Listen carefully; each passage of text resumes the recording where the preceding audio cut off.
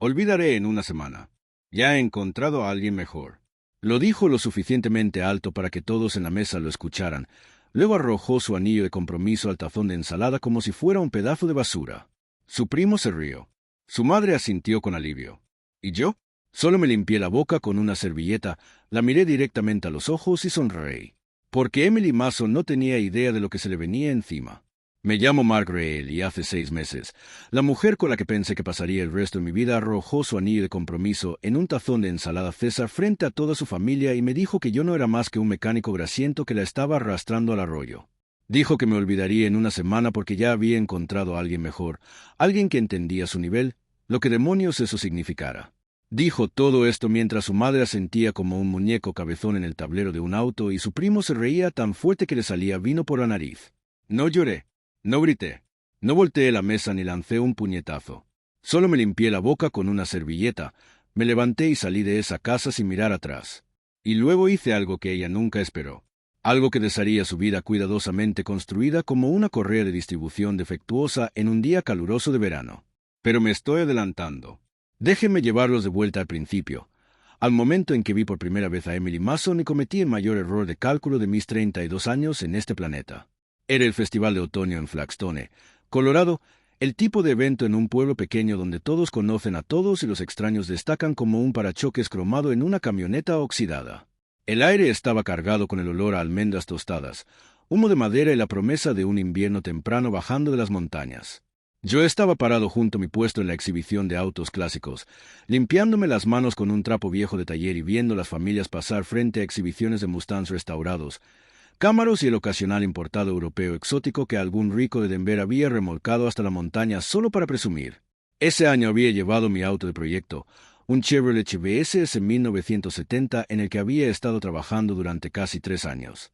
Aún no estaba terminado. Todavía estaba sobre bloques con el interior desmontado hasta el metal desnudo. Pero su motor era una cosa de belleza, un LS6454 de números originales que había reconstruido desde cigüeñal hacia arriba. Y cuando la encendí para la multitud, el rugido hacía que las cavidades torácicas de la gente vibraran como si estuvieran parados al lado de un baterista en un concierto de rock. Eso es lo que tienen los motores Big Block de la era dorada del muscle car americano. No susurran. Se anuncian como un trueno rodando por las llanuras. Le estaba explicando el proceso de restauración a un señor mayor que recordaba cuando estos autos eran nuevos en los lotes de los concesionarios cuando noté que ella se acercaba desde el otro lado del recinto ferial. Llevaba un abrigo de color camel que parecía caro y completamente impráctico para las condiciones fangosas, abriéndose paso entre la multitud como si tuviera miedo de que la gente normal fuera contagiosa. Su maquillaje estaba perfecto, ni un cabello fuera de lugar, y temblaba tanto que pensé que podría romperse. La mayoría de los hombres habrían visto una mujer hermosa y empezado a pensar en frases para ligar. Yo vi a alguien que iba a agarrar una neumonía porque había priorizado verse bien sobre mantenerse abrigada. Es un defecto de mi carácter, supongo. Siempre diagnosticando problemas aunque la gente no me lo pidiera. Se detuvo en mi exhibición, con los brazos envueltos alrededor de sí misma, los dientes castañeteando, y fingió estar interesada en el Chevelle. Podía notar que no distinguía un carburador de un convertidor catalítico, pero hacía ruidos de apreciación y hacía preguntas que obviamente estaban diseñadas para mantenerme hablando mientras se resguardaba del viento detrás de mi remolque. Después de unos 5 minutos de este baile, no pude soportarlo más. Me quité mi chaqueta de cuero. La que había sido de mi padre todavía olía al viejo taller de Denver donde aprendí todo lo que sabía sobre autos, y se la puse sobre los hombros sin pedir permiso. Ella levantó la vista hacia mí con esos grandes ojos marrones, sorprendida. Y por un solo momento, vi algo genuino debajo de toda esa armadura cuidadosamente aplicada, algo vulnerable, algo que me hizo querer protegerla de lo que fuera que la había hecho tan determinada a presentar una fachada perfecta al mundo. Ese fue mi primer error. Vi lo que quería ver en lugar de lo que realmente estaba allí. Me dijo que su nombre era Emily Mason y que trabajaba para una agencia de relaciones públicas en Denver. Estaba en Flagstone buscando locaciones para algún evento corporativo de team building. El tipo de cosa donde los ejecutivos fingen que pasan un fin de semana rústico, mientras beben vino que cuesta más que mi factura mensual de servicios. Encontró mi chaqueta encantadora y mi autenticidad ruda fascinante, lo que ahora reconozco como el tipo de cosa que la gente dice cuando ya están planeando cómo empaquetarte para sus propios propósitos. Intercambiamos números y 3 días después ella me llamó. Nos encontramos en el Hank's Diner, un lugar grasiento justo al lado de la carretera que había estado sirviendo café quemado y un pastel decente desde que mi abuelo era joven. Ella pareció demasiado arreglada, claramente incómoda con los asientos de vinilo y la mesera que llamaba cariño a todo el mundo, pero se quedó durante 3 horas escuchándome hablar sobre el trabajo de restauración, sobre la satisfacción de traer algo hermoso de vuelta del borde de la muerte, sobre cómo un motor perfectamente afinado suena como una sinfonía si sabes escuchar. Mirando hacia atrás, me di cuenta de que ella no estaba escuchando lo que yo decía. Estaba observando cómo la miraba mientras lo decía, catalogando mi atención como si fuera una moneda que pudiera gastar más tarde. Pero en ese momento, pensé que había encontrado a alguien especial, alguien que veía más allá de los callos en mis manos y las manchas permanentes de grasa bajo mis uñas a la persona debajo. Pensé que ella era el punto brillante de color que mi vida gris había estado extrañando. La verdad es que yo estaba solo. Mi padre había fallecido 2 años antes, dejándome el taller y toda una vida de lecciones sobre cómo arreglar cosas rotas. Mi madre se había vuelto a casar y se había mudado a Arizona, y hablábamos en las fiestas. Pero nos habíamos distanciado de la forma en que a veces lo hacen las familias cuando la persona que las mantenía unidas se va. Tenía amigos, claro, pero eran amigos del trabajo, tipos con los que tomaba una cerveza los viernes por la noche, pero que no notarían si desaparecía por un mes. Emily apareció en mi vida como un auto deportivo llegando a una reunión de autos clásicos. Era llamativa, emocionante y completamente diferente a todo lo que yo estaba acostumbrado. Por supuesto, me enamoré. No soy un tonto, pero soy humano, y los humanos cometen errores cuando tienen hambre de conexión. Salimos durante 8 meses antes de que ella se mudara conmigo. Bueno, técnicamente nos mudó a los dos a un nuevo lugar, una casa de alquiler en un buen vecindario que ella eligió porque era presentable y tenía suficiente espacio para que ella organizara cenas para sus amigos del trabajo. La renta era el doble de lo que yo había estado pagando por mi apartamento encima del taller. Pero ella prometió que la dividiríamos 50/50, y el lugar tenía un garaje para 3 autos donde yo podía trabajar en proyectos secundarios cuando el taller estaba cerrado. Debería haber prestado más atención a las señales de advertencia. La forma en que arrugaba la nariz cuando llegaba a casa oliendo a trabajo. Las indirectas sutiles sobre mi ropa, mi camioneta, mi gusto musical. El hecho de que nunca, ni una sola vez, vino a visitarme a Reyes Customs, el taller que había heredado de mi padre y que había pasado años convirtiendo en algo de lo que estaba orgulloso. A veces pasaba manejando frente a él en su camino a algún lugar más importante. Pero nunca entraba, nunca conoció a mis empleados, nunca mostró interés en la cosa que definía quién era yo como persona. Pero el amor te hace estúpido. Y yo estaba estúpidamente enamorado. Me decía a mí mismo que ella solo necesitaba tiempo para apreciar las cosas más simples de la vida. Me decía a mí mismo que una vez que viera lo bien que podíamos estar juntos, dejaría de preocuparse por impresionar a gente que no importaba. Me decía a mí mismo muchas mentiras porque la verdad era demasiado incómoda para mirarla directamente. Cuando le propuse matrimonio, lo hice de la única forma que sabía. Encontré un anillo con un diamante que me costó 4 meses de ahorros, diseñado en un estilo Art Deco vintage porque pensé que le quedaba de alguna manera. Belleza antigua con brillo moderno. La llevé al mirador en Flagstone Pass, donde puedes ver 3 cadenas montañosas a la vez, y la puesta de sol pinta el cielo en colores que no existen en ningún otro lugar de la tierra. Me arrodillé en la grava, con el corazón latiendo más fuerte que nunca, y le pedí que fuera mi esposa. Ella dijo sí. Lloró, me echó los brazos al cuello y me dijo que yo era todo lo que ella había querido. Y durante unos 30 segundos, fui el hombre más feliz de Colorado. Luego empezamos a planear la boda y comencé a entender exactamente qué tipo de vida había firmado. Emily no quería una boda. Quería una producción, un evento teatral diseñado para impresionar a gente que juzgaría cada arreglo floral, cada plato, cada nota musical en busca de signos de baratura o mal gusto. Quería orquídeas traídas en avión desde Ecuador porque aparentemente las orquídeas que se podían comprar localmente no eran lo suficientemente buenas para una mujer de su calibre. Quería un fotógrafo de Nueva York, no porque hubiera visto su trabajo, sino porque tener un fotógrafo de Nueva York decía algo sobre quién era ella. Quería un lugar para la recepción que cobraba más por cabeza de lo que algunas personas ganan en una semana, y quería que todo se pagara inmediatamente porque los depósitos no eran reembolsables y no podía arriesgarse a perder sus fechas preferidas. Me senté con ella una noche y le mostré los números. Tenía una hoja de cálculo porque así funciona mi cerebro. Le mostré cuánto costaría la boda versus lo que teníamos ahorrado versus lo que necesitábamos para el enganche de una casa. Las matemáticas eran brutales. Si hacíamos la boda a su manera, empezaríamos nuestra vida de casados endeudados, rentando en lugar de ser dueños, sin red de seguridad si algo salía mal. Ella miró esa hoja de cálculo como si le hubiera entregado un pescado muerto. «¿No entiendes?», dijo. Y había algo en su voz que nunca había escuchado antes, una especie de desprecio que me erizó la piel. «Este es mi día. Es el día más importante de mi vida. ¿Quieres que parezca barata frente a todos los que conozco?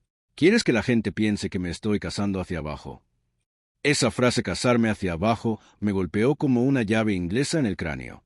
Le pregunté qué quería decir con eso, y ella inmediatamente se retractó, diciendo que solo estaba estresada, que no lo había dicho en ese sentido, que por supuesto no pensaba que era mejor que yo.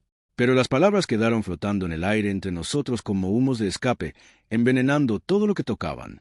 Acepté la boda cara porque todavía era lo suficientemente estúpido como para pensar que hacerla feliz eventualmente nos haría felices a los dos. Tomé trabajo extra en el taller, quedándome hasta la medianoche algunas noches para terminar trabajos urgentes que traían tarifas premium. Me saltaba almuerzos, trabajaba los fines de semana y me agotaba tratando de pagar la vida que ella había diseñado para nosotros. Mientras tanto, Emily se olvidaba de pagar su mitad de la renta durante 3 meses seguidos, siempre con una nueva excusa lista. Había tenido gastos inesperados en el trabajo. Su factura de la tarjeta de crédito era más alta de lo esperado porque había tenido que comprar ropa nueva para reuniones con clientes. Había encontrado estos zapatos increíbles en oferta y habría sido financieramente irresponsable no comprarlos. Así que había tenido que usar el dinero de la renta, pero me lo devolvería. Prometía que el próximo mes seguro. Encontré esos zapatos increíbles en el maletero de su auto un día cuando estaba cambiando su aceite. Todavía estaban en la caja, escondidos debajo de una bolsa de gimnasio que nunca usaba porque Emily pensaba que sudar era algo que les pasaba a otras personas. Costaban $800. Lo sé porque los busqué en Internet, incapaz de creer que alguien pagara tanto por algo en lo que caminas. $800 que deberían haber ido a nuestros gastos compartidos, nuestro futuro compartido, nuestra vida compartida. En cambio, estaban sentados en su maletero como un secreto culpable, esperando ser introducidos de contrabando en el closet cuando yo no estuviera mirando. Fue entonces cuando la parte diagnóstica de mi cerebro se activó, la parte que busca problemas antes de que se conviertan en catástrofes. Empecé a prestar atención de una forma en que no lo había hecho antes. Noté la contraseña nueva en su teléfono.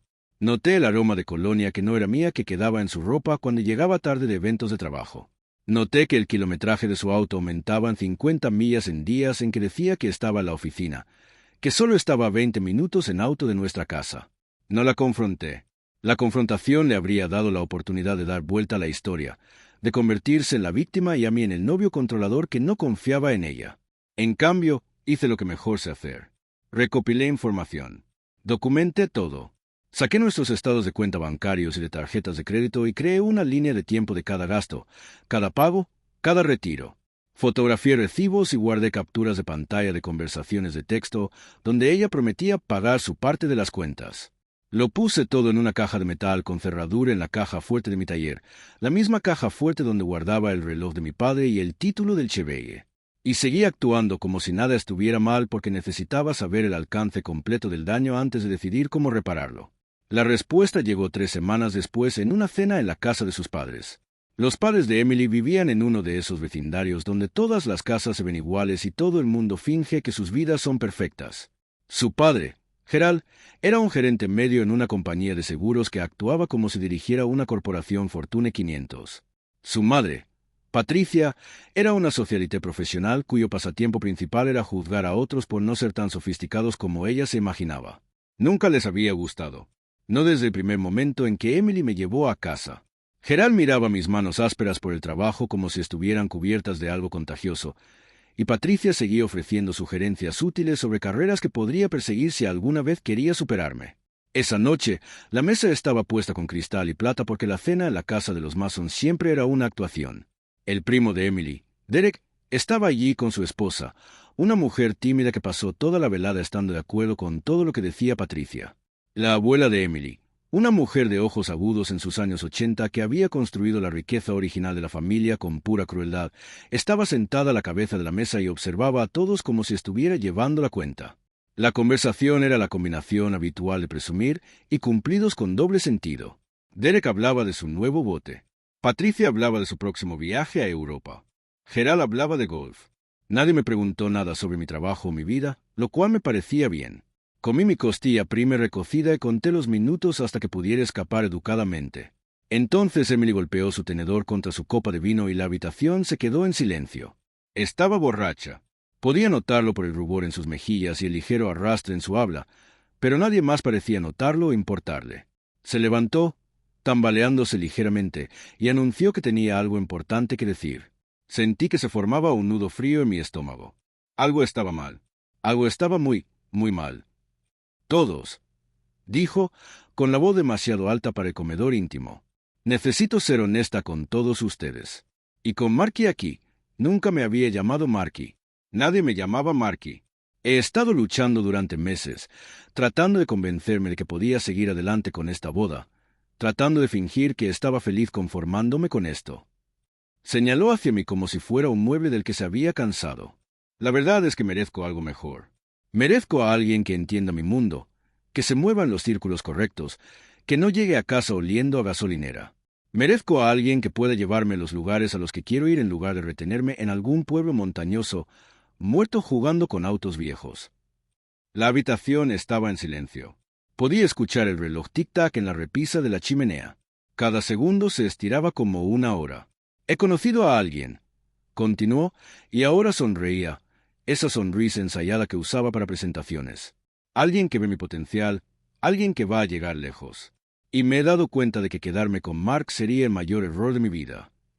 Así que estoy terminando esto aquí y ahora, frente a todos ustedes, porque quiero que todos sepan que Emily Mason ha terminado de conformarse con menos de lo que merece. Se quitó el anillo de compromiso del dedo, el anillo que yo había pasado 3 meses eligiendo, y lo arrojó a través de la mesa. Aterrizó en el tazón de ensalada con un suave plop, hundiéndose en el aderezo César como un barco que se hunde. Derek se rió. Realmente se rió, un sonido nasal desagradable que hizo que su esposa se estremeciera. Patricia se puso la mano sobre el corazón y suspiró con lo que parecía alivio. Gerald asintió lentamente como si esto fuera exactamente lo que había estado esperando todo el tiempo. Y Emily, mi Emily, la mujer a la que le había dado 2 años de mi vida, me miró directamente a los ojos y dijo, «Te olvidaré en una semana. Ya he encontrado a alguien mejor». Quiero decirles que me sentí devastado en ese momento. Quiero decirles que mi corazón se hizo añicos en 1.000.000 de pedazos y que tuve que contener las lágrimas. Pero eso no es lo que pasó. Lo que pasó fue algo mucho más frío, mucho más calculado. Fue como ver una luz de check engine encenderse después de meses ignorando ruidos extraños. De repente, todos los síntomas tenían sentido. Todas las pequeñas inconsistencias, todas las señales de advertencia que había estado explicando, encajaron en su lugar como los cilindros de una cerradura. No estaba sorprendido. No estaba con el corazón roto. Estaba diagnosticado. Tomé mi servilleta y me limpié la boca con cuidado, tomándome mi tiempo. Hice contacto visual con Emily, sosteniendo su mirada hasta que ella empezó a verse incómoda. Y entonces hablé, con la voz nivelada y calmada, como si estuviera hablando del clima. «Está bien, entonces, has tomado tu decisión». Me levanté, empujé mi silla hacia adentro y asentí educadamente a la abuela, la única persona en esa mesa que alguna vez me había mostrado un ápice de respeto. Luego salí de esa casa, subí a mi camioneta y me fui sin mirar atrás. No fui a un bar, no llamé a un amigo para llorar en su hombro. Ni siquiera fui a casa porque esa casa nunca había sido realmente mi hogar de todos modos. Conduje hasta mi taller, Reyes Customs, donde el aire olía a aceite de motor y trabajo honesto, y todo tenía sentido. El Chevelle me estaba esperando en la bahía principal. Todavía incompleto, todavía un trabajo en progreso. Acerqué un taburete, me senté junto a él y puse mi mano en su guardabarros frío de metal, e hice un plan. Verán, la cosa sobre ser mecánico es que aprendes que cada problema tiene una solución si estás dispuesto a poner el trabajo. Aprendes a ser paciente, a ser metódico, a recopilar toda la información antes de empezar a desarmar las cosas. Y aprendes que a veces la mejor forma de lidiar con una falla catastrófica es desmontar todo hasta el metal desnudo y empezar de nuevo. No perdí tiempo sintiendo lástima por mí mismo. Habría tiempo para eso después.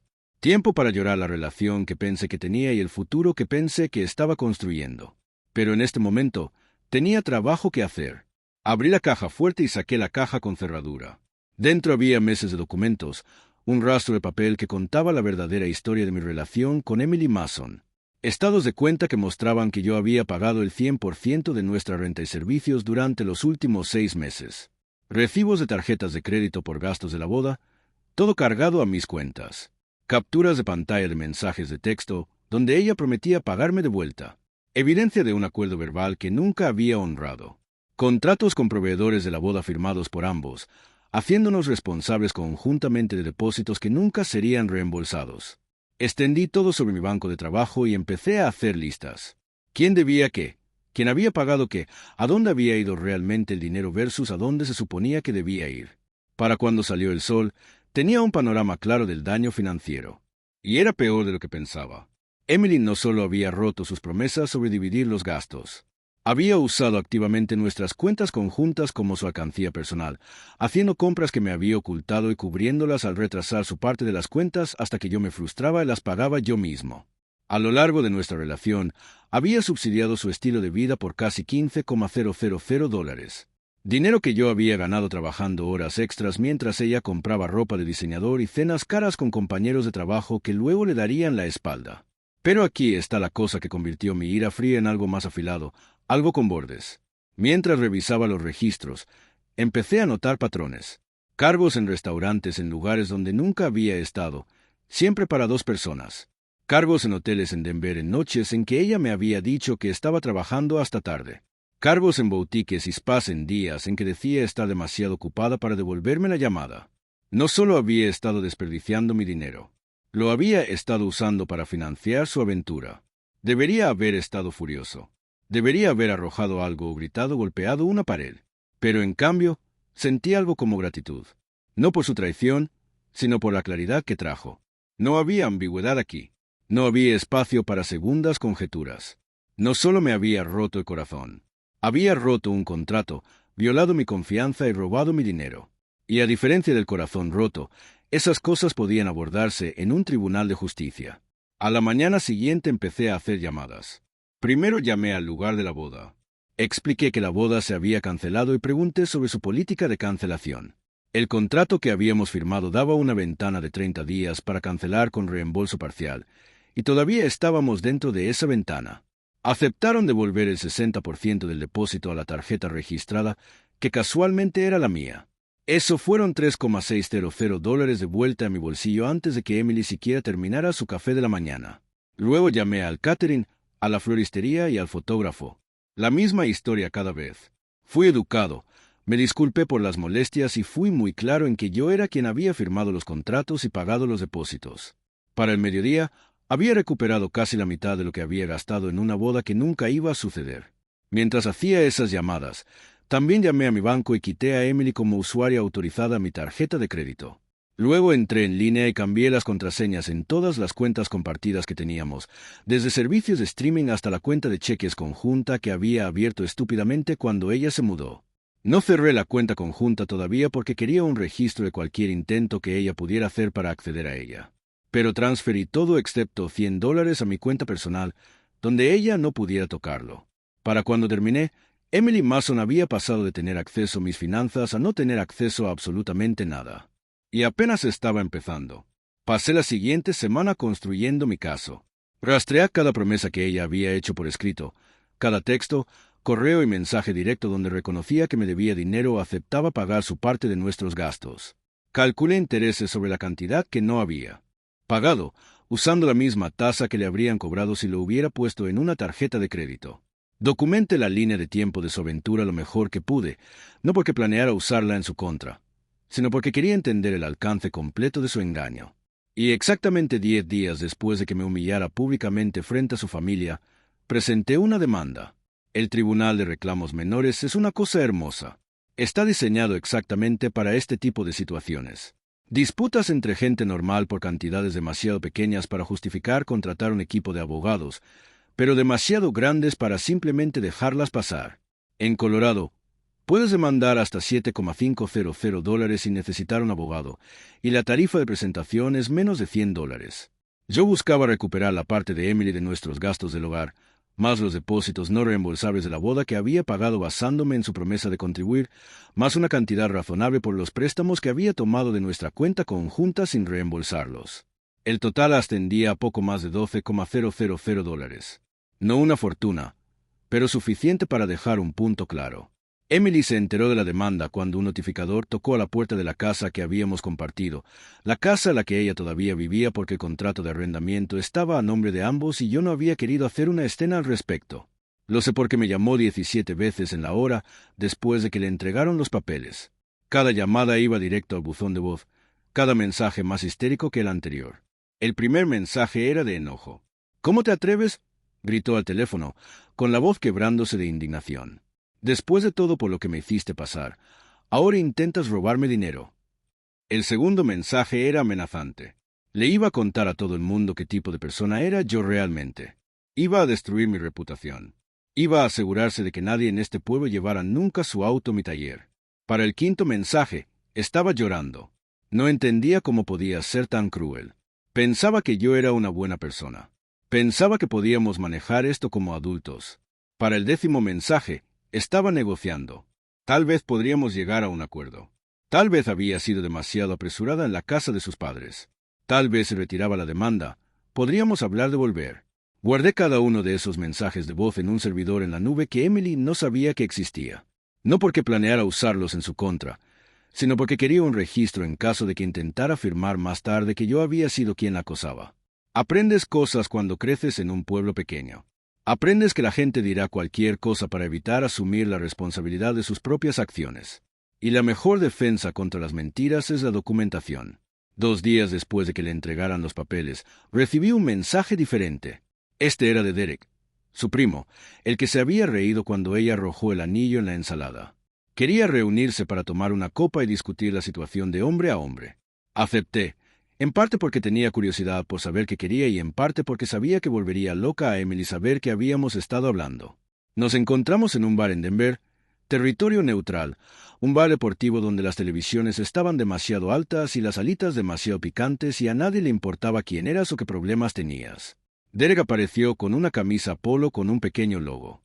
El tipo de camisa que costaba $200 solo por ese pequeño logo, y pidió una cerveza artesanal que claramente no disfrutaba, pero sentía la obligación de beber porque estaba de moda. Después de unos 10 minutos de charla trivial que a ninguno de los dos nos importaba, llegó al punto.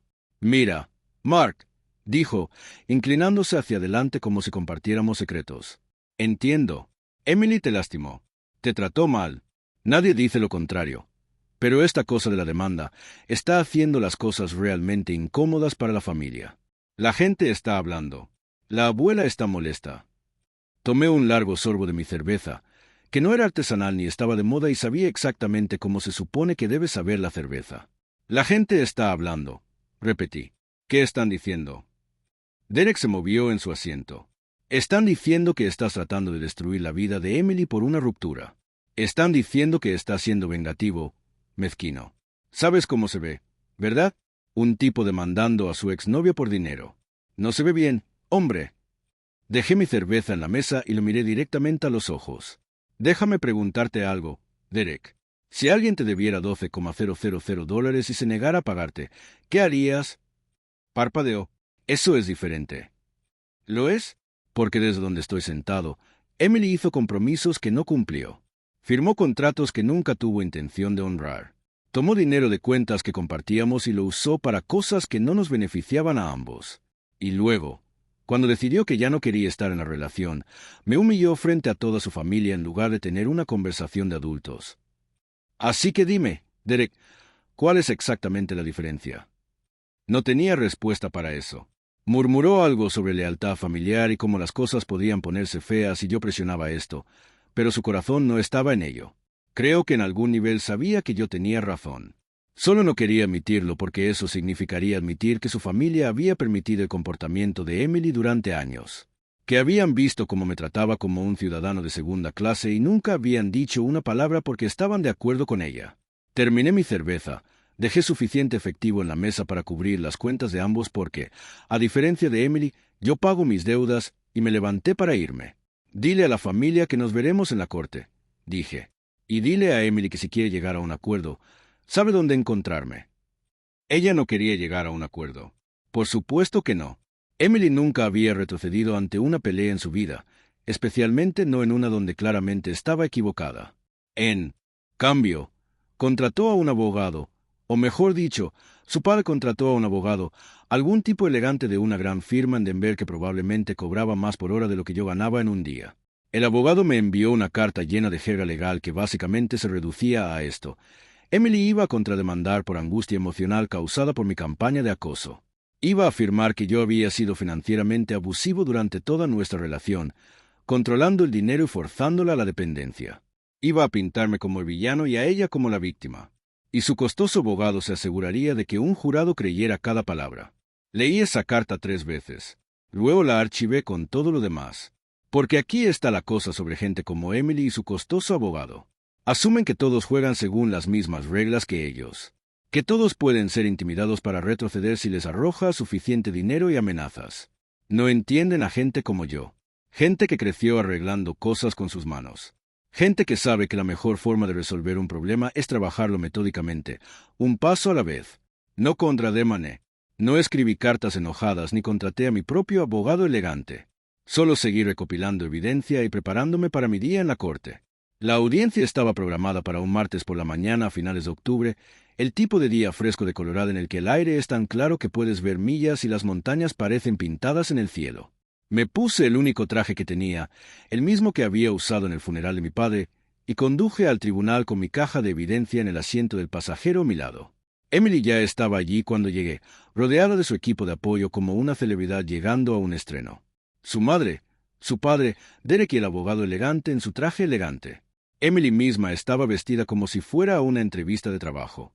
Blusa y falda conservadoras, maquillaje mínimo, cada centímetro la mujer agraviada buscando justicia. No me miró cuando entré.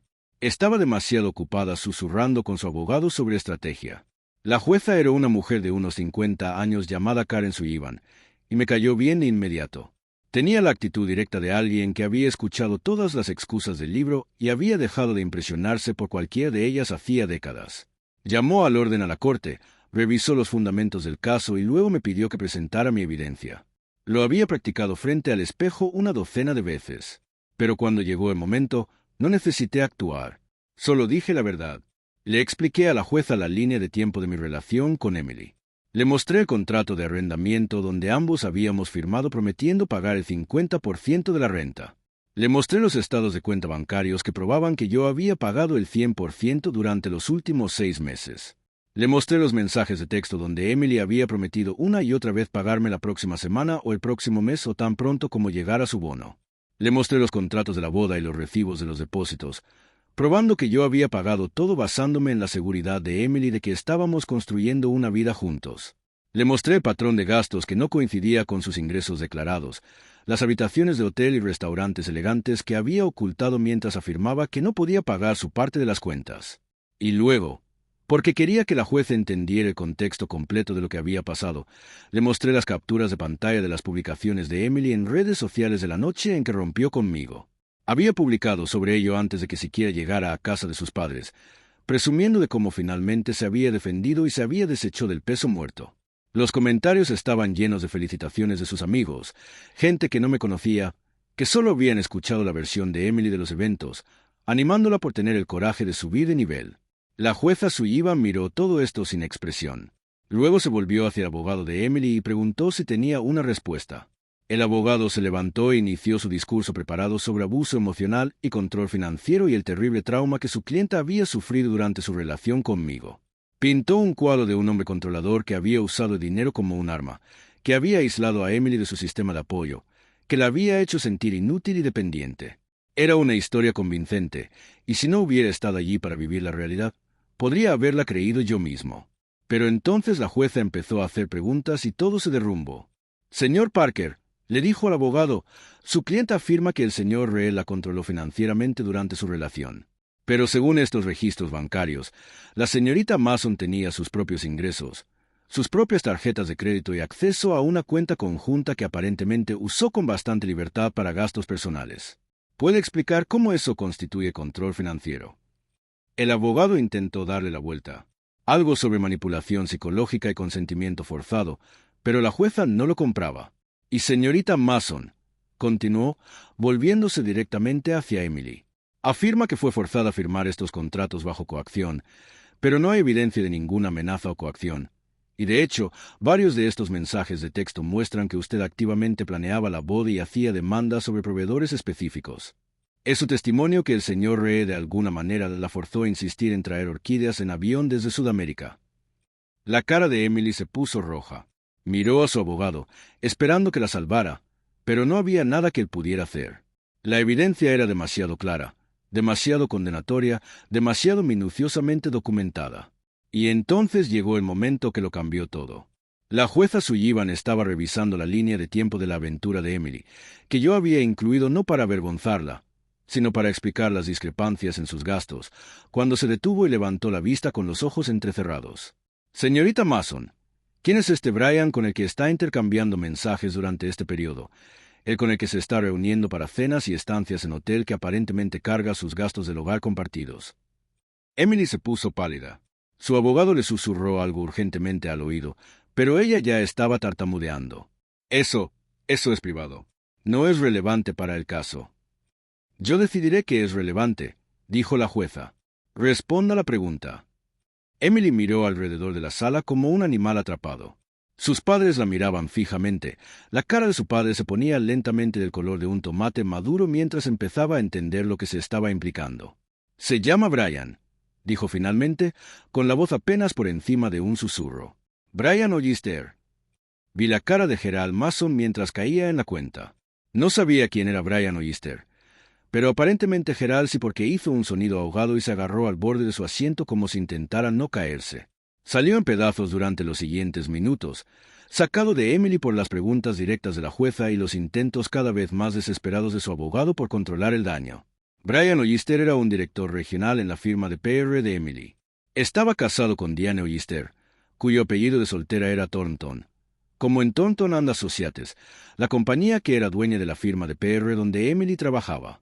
En otras palabras, Emily había estado teniendo una aventura con el yerno de su jefa, el hombre casado con la hija de la dueña, el hombre cuya posición en la compañía dependía completamente de mantenerse en las buenas gracias de su suegro.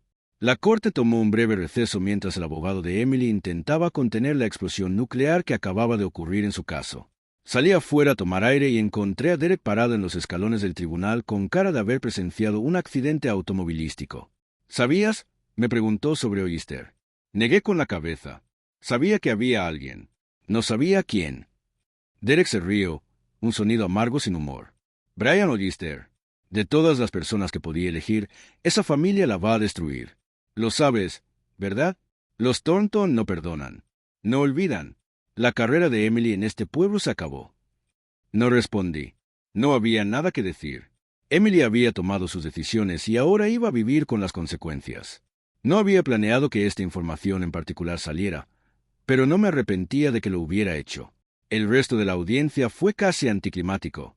La jueza Sullivan falló a mi favor en todos los puntos, señalando que Emily había violado claramente múltiples acuerdos verbales y escritos y que no había evidencia alguna que apoyara sus reclamos de abuso emocional.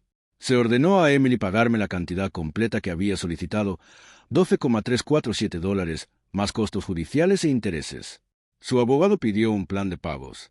La jueza aceptó que Emily pudiera pagar en cuotas durante los próximos 12 meses con embargo automático de cualquier salario que ganara si se perdía un pago. Emily solo se quedó sentada mirando la mesa frente a ella, sin llorar, pero no lejos de hacerlo. Recogí mi evidencia y salí de esa sala del tribunal sintiendo algo que no había sentido en meses. No exactamente felicidad, no satisfacción, sino algo como completitud, como si finalmente hubiera terminado un trabajo que me había pesado durante demasiado tiempo. Afuera, los padres de Emily estaban esperando. Patricia estaba llorando. Grandes sollozos teatrales que eran más sobre su propia vergüenza que sobre el dolor de su hija. Gerald estaba en el teléfono intentando adelantarse la historia, llamando a contactos en la firma de Emily para ver si había alguna forma de darle la vuelta a esto que no hiciera que su familia pareciera tonta. Me vio y se interpuso en mi camino, con la cara fea de rabia. ¿Estás feliz ahora?, exigió. Acabas de arruinar la vida de mi hija por unos miles. ¿Valió la pena? Tu precioso orgullo valió destruirla. Lo miré durante un largo momento. Este hombre que había pasado 2 años haciéndome sentir que no era lo suficientemente bueno para su familia, que había mirado mis manos ásperas por el trabajo y había visto algo sucio, que nunca me había preguntado sobre mi vida o mis esperanzas o mis sueños porque ya había decidido que no valían la pena conocerlos. Gerald, dije, Tu hija tomó sus propias decisiones. Todas ellas. Yo solo me aseguré de que pagara por ellas. Pasé junto al hacia mi camioneta, ignorando los lamentos de Patricia y los torpes intentos de Derek de disculparse en nombre de una familia que nunca se había disculpado por nada en su vida. Subí, encendí el motor y me alejé de ese tribunal sin mirar atrás. Las semanas después del juicio fueron extrañas. Había pasado tanto tiempo preparándome para la batalla que no sabía muy bien qué hacer con la paz. Me lancé al trabajo, tomando proyectos que había estado posponiendo, pasando largas horas en el taller con mis herramientas, mi música y el reconfortante olor de trabajo honesto. El Chevelle finalmente recibió su pintura, un azul medianoche profundo que parecía tragarse la luz y luego reflejarla en olas. Instalé el interior, cuero borgoña que había cosido a mano durante noches en que no podía dormir. Afiné el carburador hasta que corría tan suave que no podías decir que estaba encendido a menos que escucharas por él. Y luego, en una clara mañana de domingo en diciembre, la saqué a las carreteras de montaña para su primer viaje real. Hay una libertad que viene de estar detrás del volante de un muscle car perfectamente restaurado. Una sensación que es difícil de describir a la gente que no la ha experimentado. El mundo se reduce a solo tú y la máquina. La carretera desenrollándose frente a ti. El motor cantando su canción grave. Todo el ruido y drama de la vida normal se desvanece y te quedas con algo puro, algo que tiene sentido de una forma en que las relaciones humanas casi nunca lo tienen. Conduje durante horas ese día, subiendo las montañas y bajando de nuevo, empujando al Chevelle a sus límites y descubriendo que superaba cada una de mis expectativas. Para cuando regresé al taller, el sol se estaba poniendo y estaba genuinamente feliz por primera vez en más tiempo de que podía recordar. Las palabras viajan rápido en un pueblo pequeño, especialmente cuando hay un escándalo involucrado. En menos de una semana del juicio, todos en Flaxton sabían alguna versión de lo que había pasado entre Emily y yo. La mayoría estaba exagerada, algunas completamente inventadas, pero la verdad central permanecía. Ella me había engañado, me había humillado, me había robado, y yo la había llevado a la corte y había ganado. La reacción me sorprendió. Había esperado que la gente se pusiera de su lado, que me vieran como el exnovio amargado que no podía dejarlo ir. En cambio, me encontré siendo abordado por persona tras persona que quería estrechar mi mano, decirme que admiraban lo que había hecho, compartir sus propias historias de haber sido quemados por gente que pensaba que era demasiado buena para enfrentar consecuencias. El viejo Henry de la ferretería me detuvo una tarde para contarme sobre su primera esposa, que se había fugado con su socio de negocios en 1982 y nunca había pagado los préstamos que él había confirmado para ella. Era demasiado orgulloso para llevarla a la corte, dijo, sacudiendo la cabeza ante su yo más joven. Pensé que los hombres de verdad no demandaban a sus ex. Me costó mi casa y mi crédito y la mayor parte de mis 30. Hiciste lo correcto, hijo. No dejes que nadie te diga lo contrario. Incluso gente que no me conocía personalmente parecía tratarme diferente. La mujer de la cafetería empezó a darme mis bebidas gratis, diciendo que me lo había ganado. El cartero, un tipo con el que nunca había intercambiado más que un asentimiento, se detuvo un día a charlar sobre sus muscle cars favoritos y preguntó si alguna vez consideraría hacer una restauración en el viejo Pontiac de su padre. El negocio en el taller también aumentó, ya que gente que podría haber dudado en confiar sus autos clásicos caros a un tipo que no conocían de repente decidió que Mark Reed era exactamente el tipo de persona al que querían confiando sus vehículos. Expandí el taller esa primavera. Compré el almacén vacío de al lado y lo convertí en una bahía de restauración adecuada con cabina de pintura y un sistema de elevación y suficiente espacio para trabajar en 3 autos a la vez. Contraté a 2 mecánicos nuevos, tipos que había conocido durante años y que habían estado desperdiciando su talento en concesionarios donde los trataban como piezas intercambiables. Puse un nuevo letrero que decía Resvesterastens en letras que se veían desde la carretera. También empecé a salir de nuevo, lentamente y con cuidado, sin el optimismo ciego que me había metido en problemas con Emily. Conocí a alguien a través del taller, en realidad, una mujer llamada Sandra, que trajo el Corvette 1965 de su difunto esposo para una restauración conmemorativa. Era callada, amable y entendía que algunas cosas toman tiempo para sanar. No teníamos prisa. Tomábamos café a veces y cenábamos algunas veces, y hablábamos de autos y de la vida y de las formas extrañas en que el duelo puede transformarse en algo soportable si le da suficiente espacio. No había sabido nada de Emily desde el juicio. Escuchaba de ella, por supuesto, porque a la gente le encanta chismear, especialmente cuando el chisme es sobre la caída de alguien. La cosa con Brian Oyster había explotado exactamente como Derek había predicho. Los Thornton habían forzado a Brian a elegir entre su matrimonio y su aventura. Y Brian, siendo el tipo de hombre que tenía una aventura en primer lugar, había elegido su matrimonio sin pensarlo 2 veces. Había arrojado a Emily debajo del autobús tan rápido que probablemente tenía marcas de llantas en la espalda, afirmando públicamente que ella lo había perseguido, acosado, amenazado con exponer su relación si no dejaba a su esposa. Emily había sido despedida de su trabajo. Por supuesto, los Thornton se aseguraron de que fuera incluida en la lista negra de todas las firmas de PR en el área metropolitana de Denver. Sus amigos, los que la habían animado cuando estaba subiendo de nivel, de repente descubrieron que apenas la conocían y ciertamente no se esperaba que la ayudaran a encontrar una nueva posición.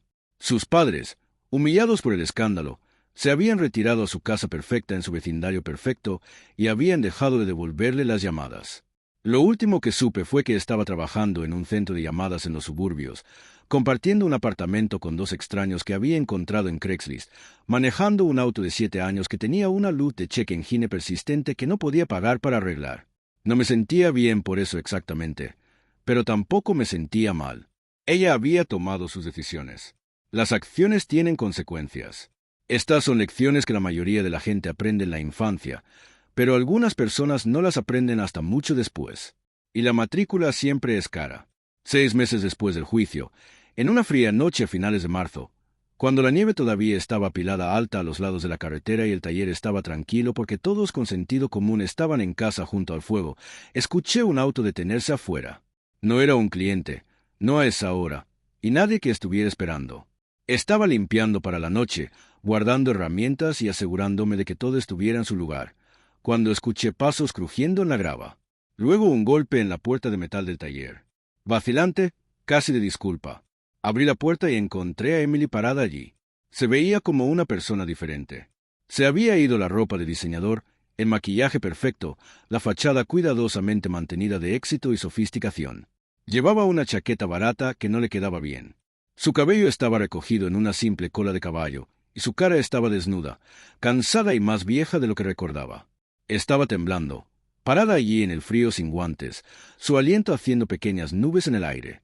¿Puedo entrar?, preguntó, y su voz también era diferente, despojada de la confianza que siempre, en retrospectiva, sonaba más como arrogancia que como seguridad en sí misma. Me hice a un lado y la dejé entrar, no porque quisiera hablar con ella, sino porque hacía frío y se veía miserable, y rechazarla se sentía innecesariamente cruel. Caminó hacia el taller y se detuvo cuando vio el Chevelle, ahora completo, brillando bajo las luces del techo como una pieza de museo. Lo miró durante un largo momento, y me di cuenta de que estaba tratando de no llorar. «¿Lo terminaste?», dijo. «Es hermoso». No respondí. Solo esperé a que dijera lo que había venido a decir. Se volvió hacia mí, con los brazos envueltos alrededor de sí misma de la misma forma en que habían estado el día que nos conocimos, cuando pensé que era un pájaro brillante que necesitaba protección de un mundo frío. «Cometí un error», dijo. «Muchos errores. Ahora lo sé. Brian no era nada. Era menos que nada. Me usó y me arrojó como si fuera basura. Y la peor parte es que me lo merecía. Te traté de la misma forma, y ni siquiera me daba cuenta de que lo estaba haciendo hasta que fue demasiado tarde». Dio un paso hacia mí, sus ojos buscando en mi cara algo, alguna señal de que podría estar dispuesto a escuchar. «He estado pensando en ti todos los días desde el juicio. No solo por el dinero, aunque eso también ha sido difícil, sino porque eras la única persona que alguna vez me miró como si valiera algo, como si importara por quién era en lugar de lo que podía hacer por ellos. ¿Y lo arrojé por qué? Por cenas elegantes y habitaciones de hotel y la atención de un hombre casado que nunca tuvo intención de dejar a su esposa. Fui tan estúpida, Mark. Fui tan increíblemente estúpida». Ahora estaba llorando, lágrimas cortando surcos por sus mejillas, su voz gruesa de emoción. «Sé que no merezco una segunda oportunidad. Sé que te lastimé peor de lo que nunca he lastimado a nadie, pero lo estoy pidiendo de todos modos porque no sé qué más hacer. ¿Podemos intentarlo de nuevo? ¿Podemos empezar de cero? Seré diferente esta vez. Lo prometo. Seré la persona que pensaste que era cuando nos conocimos. Seré mejor». Extendió la mano hacia la mía y yo miré sus dedos extendidos y pensé en todo lo que había pasado entre nosotros. Los buenos tiempos, los malos tiempos, las mentiras y las verdades, y los momentos en que creí en un futuro que nunca iba a suceder. Pensé en el óxido. Verán, la cosa sobre el óxido que la gente no entiende a menos que trabaje con metal es que el óxido no está solo en la superficie. Se mete en la estructura, debilitándola desde adentro, creando bolsillos ocultos de decadencia que pueden causar fallas catastróficas sin advertencia. Puedes lijarlo y pintarlo y hacerlo ver brillante y nuevo. Pero si el óxido se ha metido lo suficientemente profundo, todavía está allí debajo, todavía comiéndose la integridad del metal, todavía esperando romperse en el peor momento posible. Emily era así. La superficie había cambiado. Claro, había sido humillada, desmontada, despojada de todas las cosas que pensaba que la hacían especial. Pero el óxido todavía estaba allí. El defecto fundamental en su carácter que le había permitido tratarme como una herramienta para ser usada y descartada cuando apareciera algo más brillante. Pintar sobre eso no lo arreglaría. Nada lo arreglaría. Algunas cosas están demasiado rotas para repararlas. Di un paso atrás, poniendo distancia entre nosotros, y vi la esperanza drenarse de sus ojos mientras entendía lo que ese movimiento significaba. «Emily», dije, y mi voz era calmada, nivelada y completamente sin ira. «El óxido no desaparece solo porque lo pintes encima. Tomaste tu decisión esa noche en la mesa de tus padres. La tomaste frente a todos, y no puedes deshacerla ahora solo porque no te gusta cómo resultaron las cosas». Hizo un pequeño sonido, algo entre un sollozo y una protesta, pero seguí hablando. «Te deseo lo mejor. De verdad lo hago. Espero que encuentres lo que sea que estás buscando, y espero que seas feliz algún día. Pero esa felicidad no va a venir de mí. Lo que tuvimos se acabó, y lo ha estado durante mucho tiempo». Alcancé el panel de control en la pared y presioné el botón que activaba la puerta de la bahía. La pesada puerta de metal comenzó a descender, un lento rumor mecánico que llenaba el silencio entre nosotros. «Mark, por favor», dijo, con la desesperación filtrándose en su voz. «No hagas esto. Podemos resolverlo. Podemos arreglarlo juntos». Negué lentamente con la cabeza. «Algunas cosas no se pueden arreglar. Deberías irte». La puerta continuó su descenso, cerrando la brecha entre nosotros pulgada a pulgada. Emily se quedó congelada, viéndola bajar. Su cara era una máscara de incredulidad, dolor y algo que podría haber sido reconocimiento. La aceptación final de que esto realmente estaba pasando. Que no había ninguna palabra mágica que pudiera decir para hacer que todo volviera a ser como era antes. «Mark», dijo una última vez, su voz apenas audible sobre el rumor de la maquinaria. La puerta tocó el suelo con un tung sólido, sellando el taller del mundo exterior. A través de las pequeñas ventanas en la puerta, podía verla parada allí sola en la oscuridad. Su aliento todavía haciendo esas pequeñas nubes en el aire frío de la noche. Luego se volvió y se fue, sus pasos crujiendo en la grava hasta que ya no pude escucharlos. Me quedé allí un minuto, solo en mi taller, rodeado de las herramientas y proyectos que siempre habían tenido más sentido para mí que las personas. Sentía algo, un leve residuo del amor que una vez había tenido por ella, pero era débil y distante, como el eco de un motor que había sido apagado hace mucho. Luego caminé hacia el Chevelle, pasé mi mano por su pintura perfecta y sonreí. Tenía trabajo que hacer en la mañana. Un cliente iba a traer un Camaro 1969 que necesitaba una restauración completa de chasis y había prometido tener un presupuesto listo para el mediodía. Sandra había preguntado si quería cenar después, y había dicho que sí, porque eso es lo que haces cuando estás avanzando en lugar de mirar hacia atrás. La vida continúa. Las cosas rotas se quedan rotas, y las cosas que se pueden arreglar se arreglan, y aprendes a distinguir entre ellas. Apagué las luces y salí por la puerta trasera al frío noche de Colorado. Sobre mí, las estrellas eran nítidas y claras, y las montañas eran formas oscuras contra un cielo más oscuro. Y en algún lugar en la distancia, podía escuchar el sonido del tráfico en la carretera. Gente yendo a lugares, viviendo sus vidas, tomando sus propias decisiones para bien o para mal.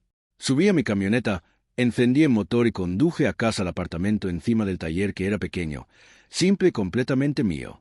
Tomé una taza de café, leí unos capítulos de un libro sobre modificaciones de motor y me fui a la cama temprano porque mañana iba a ser un día largo. Y si esa noche soñé con una mujer en un abrigo caro que había entrado en mi vida en un festival de otoño y lo había cambiado todo, bueno, ese es el tipo de cosa que pasa cuando eres humano. Pero cuando desperté, el sueño ya se estaba desvaneciendo, reemplazado por las preocupaciones prácticas de un nuevo día. Y para cuando terminé mi primera taza de café, lo había olvidado por completo. Esa es la cosa sobre el tiempo. No cura todas las heridas. No realmente. Pero si te da distancia, perspectiva, la capacidad de mirar atrás a la persona que eras y reconocer cuánto has cambiado. No era el mismo Mark Reed que se había enamorado de la brillante sonrisa y la ropa de diseñador de Emily Mason. Ahora era más duro, más cauteloso, menos dispuesto a dar mi confianza a gente que no la había ganado. Pero también estaba más en paz, más cómodo de mi propia piel, más seguro de quién era y qué quería de la vida. Emily había pensado que podía olvidarme en una semana. Había pensado que yo era reemplazable, olvidable, solo otra piedra en su camino hacia algo mejor. Pero aquí está la verdad que nunca entendió. Algunas personas dejan marcas en ti que no se desvanecen. Y yo había dejado mi marca en ella mucho más profunda de lo que ella nunca había dejado la suya en mí. Ella cargaría el peso de lo que había hecho por el resto de su vida, mientras yo ya lo había dejado y me había alejado. Eso no es venganza. Eso no es justicia. Eso es solo la consecuencia natural de elecciones hechas y caminos tomados. Cosechas lo que siembras. Y Emily había sembrado un campo de promesas rotas y confianza traicionada y ahora había cosechado exactamente lo que merecía.